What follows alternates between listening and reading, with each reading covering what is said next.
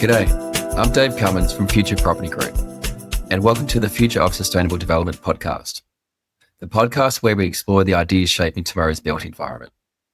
Today, we are diving into something both ancient and cutting edge, biophilia. What is it? Why does it matter in property development? And how can we design spaces that reconnect people with nature, boosting well-being, value, and sustainability? Biophilia, which literally means the love of life, describes our innate need to connect with nature. And it isn't just poetic, it's scientific. Decades of research across healthcare, education, workplaces, and cities all point to the same truth. When humans reconnect with nature, we perform better, feel better, and live longer. Now let's start with the workplace. Offices are where many of us spend 8, 10, even 12 hours a day. Research published in the Journal of Environmental Psychology shows that workplaces enriched with greenery boost productivity by 15% and improve job satisfaction by 6%. That's not abstract, that's measurable. Another study in building and environment highlighted that daylight access improves cognitive performance, reduces absenteeism, and enhances well-being. So when a developer places a window, you're not just designing a view, they're shaping the way people think, feel, and perform. Education offers another compelling example.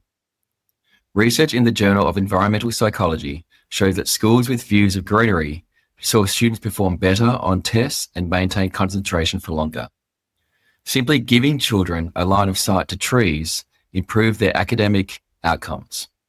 Imagine if every classroom provided that opportunity. We'd be investing in healthier minds and a better future. Healthcare is where biophilia benefits are perhaps the most dramatic.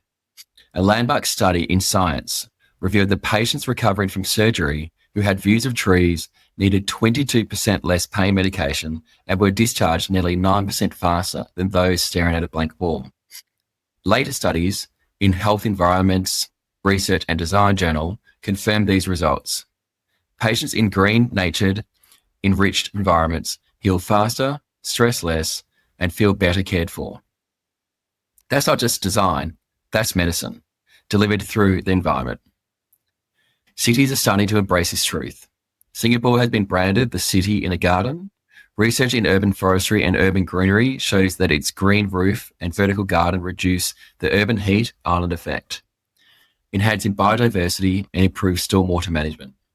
Meanwhile, Milan's Bosco Verticale, or vertical forest, has been studied in the Sustainability Journal and found to absorb over 30 tons of CO2 annually, while producing oxygen for the needs of about 750 people per year. That's one building, not a whole city. Imagine scaling that across urban landscapes worldwide. And then there's the economy. The World Green Building Council reports that biophilic design can increase property values by up to 20%. Research in landscape and urban planning showed that tree-lined streets were correlated with a 7% reduction in crime rates, while also making communities more attractive for residents and investors.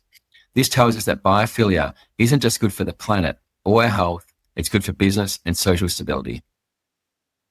But let's zoom out for a moment. Globally, the built environment is responsible for nearly 40% of carbon emissions.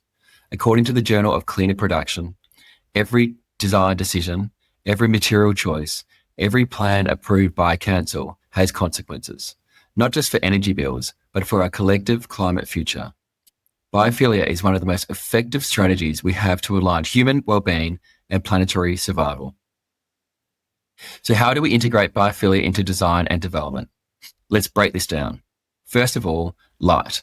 Natural daylight is one of the most powerful design tools. Research in the Journal for Building Performance shows that access to daylight reduces energy consumption for lighting and heating, while improving occupant well-being.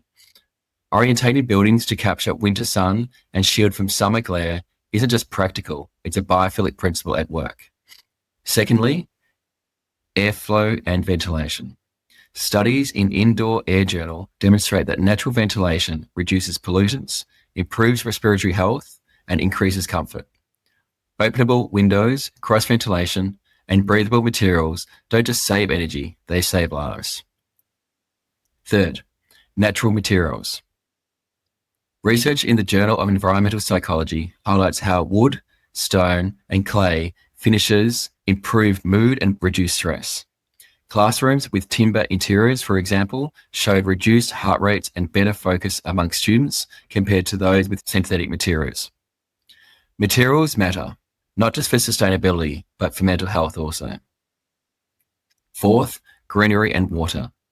Plants are not decorations, they are infrastructure.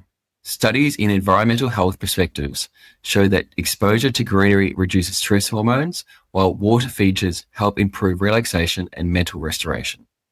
Imagine rooftop gardens in offices, living walls in hospitals, or urban fountains in public squares, not luxuries, but vital systems for health and resilience. Fifth, community spaces. Research in urban forestry and urban greenery reveals that shared green spaces increase trust, cooperation, and social cohesion among neighbours. Parks, rooftop gardens, and urban farms are not just costs, they're investments on social capital. And six, policy and planning. A study in energy and in buildings showed that when cities incorporate biophilic infrastructure, streetlights, green roofs, natural ventilation, the benefits ripple towards reduced healthcare costs, lower energy demands, improved biodiversity, and greater resilience to climate change. Now let's go beyond the data. Biophilia is more than just design, it's a philosophy. It asks us to rethink the relationship between people and nature. Buildings can no longer be machines for living, they must become ecosystems for thriving. Imagine schools where every child learns with sunlight, on the desk and greenery out the window. Imagine hospitals where every patient sees a garden as part of their recovery. And imagine cities where trees are viewed as essential infrastructure alongside roads and pipes. This isn't utopian, it's already happening. And the research proves that it's smarter, healthier, and more sustainable path forward. Because here's the real truth. Our space shapes our behavior, and our behavior shapes our culture, and our culture helps shape our future. If we want workplaces that inspire, communities that thrive, and cities that breathe, then biophilia isn't optional, it's essential. It's how we build homes that restore, offices that energize, and cities that heal. Thanks for tuning in to the future of sustainable development. Join us next time as we uncover fresh research, new innovations, and best practices for building smarter, greener, and more resilient buildings. Until then, let's continue to build places that help heal the land and empower communities for tomorrow.